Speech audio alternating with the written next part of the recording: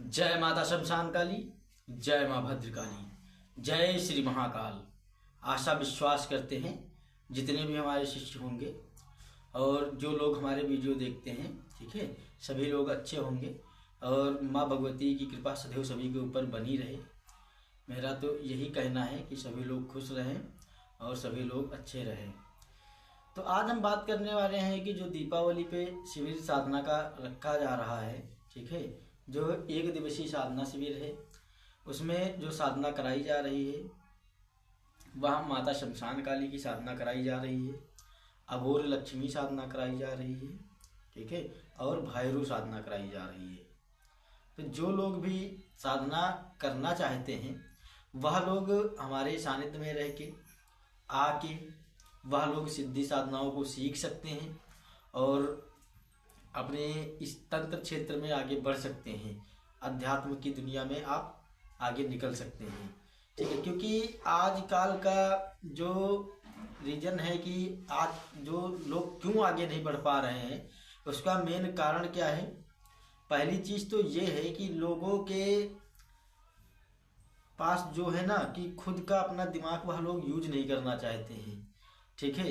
क्योंकि कुछ लोग ऐसे होते हैं कि ऐसी जगह पे जाके फंस जाते हैं कि जहाँ पे कुछ होता ही नहीं है, ठीक है। क्योंकि हमारे पास आज तक जो भी आया सब थके हारे हुए आए हुए हैं, ठीक है। कोई 10 साल से तंत्र की दुनिया में है, कोई 20 साल से है, कोई 5 साल से है, ऐसे सब तंत्र में समय बिता चुके हैं।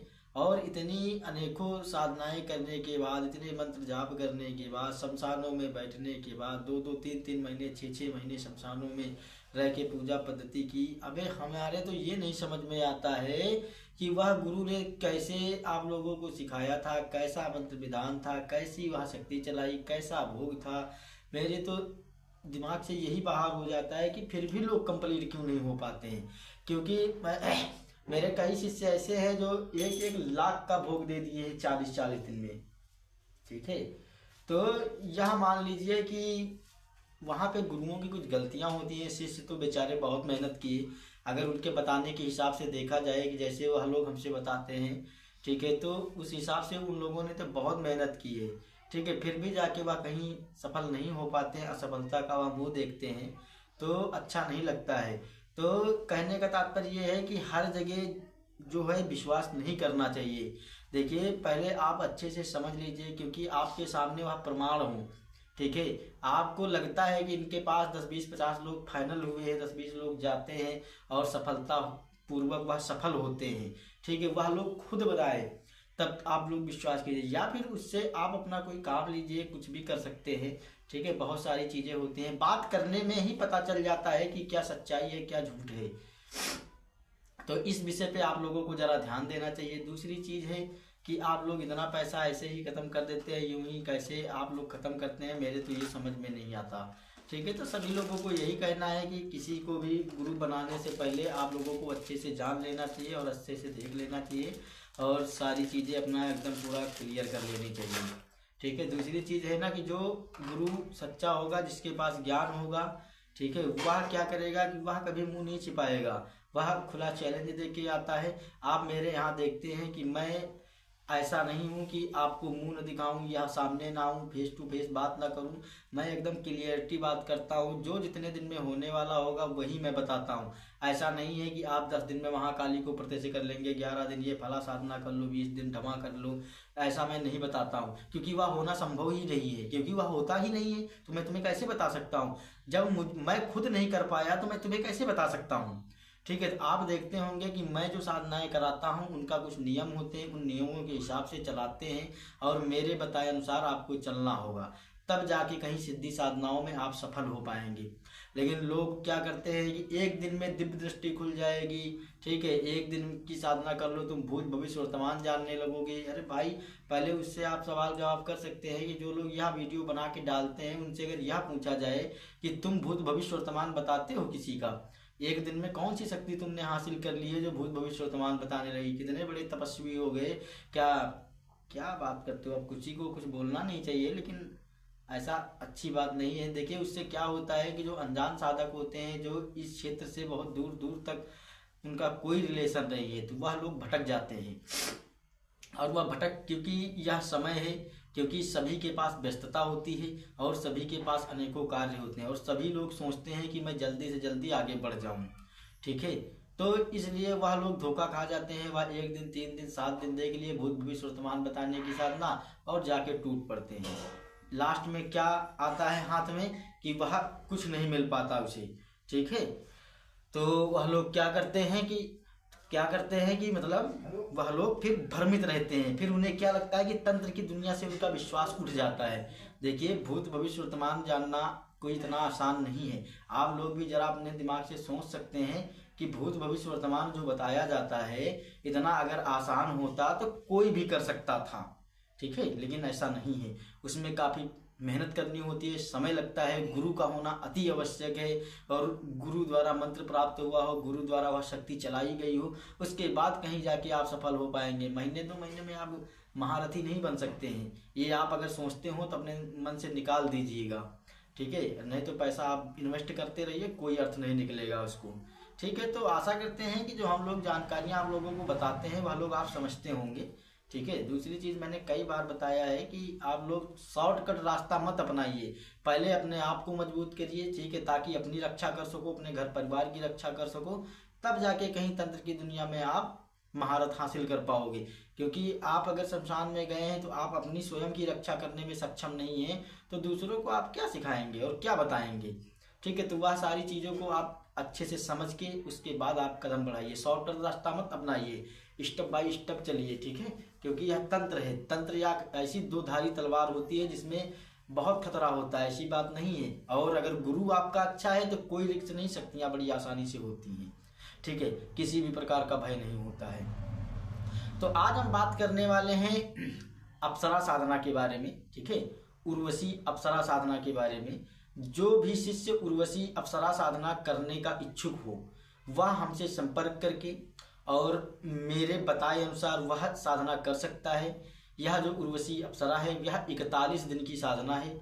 41 दिन में यह साधना कंप्लीट होगी और अप्सरा अपना होने का आभास कराएगी और आपको हो सकता है कि प्रत्यक्ष भी आए। अगर आप एकांत रूम में रह के आप किसी से मतलब नहीं रखते हैं या फिर किसी जंगल या निर्जल स्थान पर रह के ऐसी पूजा को आप करते हैं तो अप्सरा स्वयं ही प्रत्यक्ष आती है और आपके समक्ष बैठकर बात करेगी। और अप्सरा सिद्ध हो जाने के बाद आप तंत्र की दुनिया में बहुत ही आसानी से महारत हासिल करेंगे, क्योंकि वह हर एक चीज़ बताती है, वह हर एक मार्ग बताती है। दूसरी चीज़ है कि अगर आपकी उम्र 50 साल की है तो आप 25 के लगेंगे, क्योंकि वह अप्सरा सिद्ध हो जाने के बाद इतना ऊर्जावान हो जाता है शरीर, चेहरे का इतना आकर्षण बढ़ जाता है, आपके समक्ष कोई भी आए वह स्वतः ही वशीभूत हो जाएगा। और यह तंत्र की दुनिया में बहुत सारी चीज़ें सिखाती है और बताती है, अनेकों शक्तियों के बारे में बताती है। एक तरीके से यह मार्गदर्शन करती है आपका। यह स्वयं तंत्र मंत्र नहीं करती है, लेकिन आप समझ सकते हैं कि जब यह देवताओं को मोह लेती है, ठीक है, देवता भी इनके गुलाम हो जाते हैं अप्सराओं के, तो आप लोग समझ सकते हैं कि तुच्छ इस शक्तियों की भूत प्रेत जिन खबीसों की क्या औकात है। ठीक है, तो ऐसी शक्तियाँ क्या करती हैं कि बहुत करने में सक्षम होती हैं। तो जो लोग भी ऐसी साधना को करने के इच्छुक हैं वह लोग हमसे संपर्क कर सकते हैं। लेकिन सभी को पहले से ही बता दे रहा हूँ, 41 दिवसीय साधना है या उर्वशी अप्सरा की। ठीक है, और यह सावर विद्या है, सावर विद्या से यह साधना होती है और तांत्रिक सिद्धि यह कहलाती है। ठीक है, ऐसा नहीं है कि मैं देखो आलतू फालतू बात नहीं करता हूँ। जो विधान जैसा होता है, जिस प्रकार से सिद्धि होती है उसी प्रकार से। दूसरी चीज़ है कि अप्सरा सिद्ध हो जाने के पहले भी इनमें कुछ बर्ताव करने होते हैं। आपको स्वच्छता का बड़ा ध्यान रखना होगा, पवित्रता का ध्यान रखना होगा, खान पान का ध्यान रखना होता है, लोगों से तालमेल नहीं रखना होता है, किसी स्त्री से संबंध नहीं रखना होता है। ठीक है, पूरी तरीके से ब्रह्मचर्य का पालन करते हुए आप एक सन्यासी का जीवन जीना होता है 41 दिन तक। अगर आप इतना करने में सक्षम हैं तो मैं दावे के साथ, गारंटी के साथ आपको अप्सरा सिद्धि कराऊंगा। ठीक है, और अगर अप्सरा आपके सामने आके प्रत्यक्ष बैठेगी, इसकी मैं गारंटी लेके कहता हूँ। अगर ना हुआ तो आप मुझे कहना। ठीक है, क्योंकि 100% होगी, लेकिन मैं जिस प्रकार से बताऊंगा। अब ऐसा नहीं कि आप घर में आराम से कमरे में पूजा कर रहे हैं, पूजा से निकले इधर उधर टहल रहे, जो मन हुआ खा रहे हैं, जो मन हुआ पी रहे हैं, 10 आदमियों के बीच में बैठ रहे हैं। इस प्रकार से सिद्धियां नहीं होती हैं। ठीक है, अगर कुछ करना है तो उसके लिए तपाना पड़ेगा अपने आप को, मतलब तपस्या करनी पड़ेगी, तब जाके कहीं शक्तियां आती हैं। समझ गए, उसे इंद्रलोक से आना ही आना होगा। ठीक है, हर हालात में वो आएगी। और मैं यह गारंटी के साथ कह रहा हूँ कि अप्सरा की सिद्धि आपकी कंप्लीट होगी।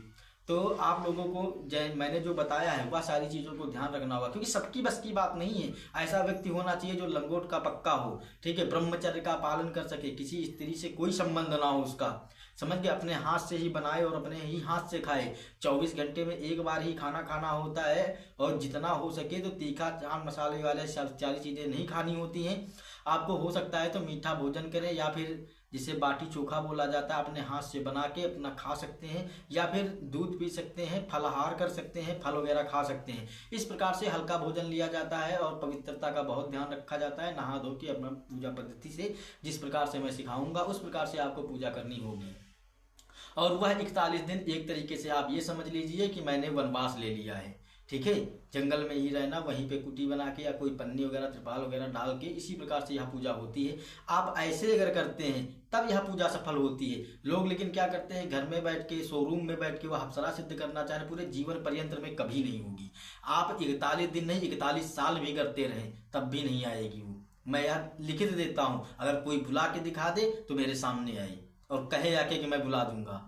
समझ गए, शक्तियां हैं वो किसी बाप की गुलाम नहीं होती हैं। शक्तियां किसी के बाप की गुलाम नहीं है। जब आप नहीं थे तब भी शक्तियां थी, जब हम नहीं थे तब भी शक्तियां थी। वह जन्म जन्मांतर से चली आ रही हैं, ठीक है। उसे सिद्ध करने की मेरी हैसियत नहीं है, समझ गए। लेकिन मुझे क्या जरूरत होती है, अपने आप को शुद्ध करना, समझ गए। उसके मंत्रों के आवाहन में इतनी दम होती है मंत्रों में कि उस शक्ति को खींच के आना पड़ता है, समझ के। वह शक्ति आती है क्योंकि वह आपकी पूजा से प्रसन्न होगी तो स्वतः ही आएगी और आप पे आशीर्वाद अपना बनाएगी और आपके सर्व कार्य सिद्ध कराएगी, ठीक है। इस प्रकार से साधनाएं होती हैं। लेकिन लोग क्या कहते हैं कि 7 दिन बैठ के फला पेड़ पे जल चढ़ा दो, ढमाकी बूटी खोद लाओ, वह पेड़ खोद लाओ, फला शक्ति आ जाएगी, यहाँ ये भोग रख दो।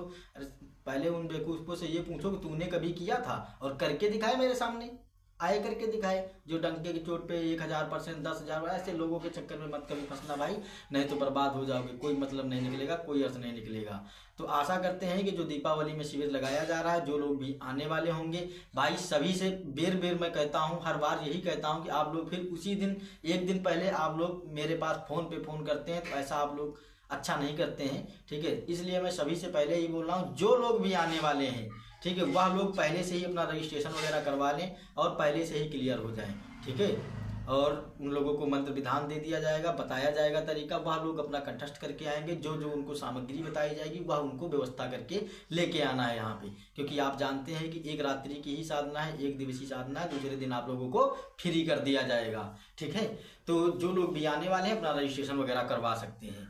तो आशा करते हैं कि हमारे द्वारा जो भी जानकारियां आप लोगों को दी जा रही हैं आप लोग अच्छी तरीके से समझ गए होंगे। और अगर मेरे द्वारा जो भी ज्ञान आप लोगों को बताया जाता है तो अगर अच्छा लगता है तो आप लोग मेरे चैनल पे कमेंट अवश्य करिएगा, ठीक है। और मेरे चैनल को सब्सक्राइब करिएगा, वीडियो को लाइक करिएगा। जय माता शमशान काली, जय माँ भद्रकाली, जय श्री महाकाल।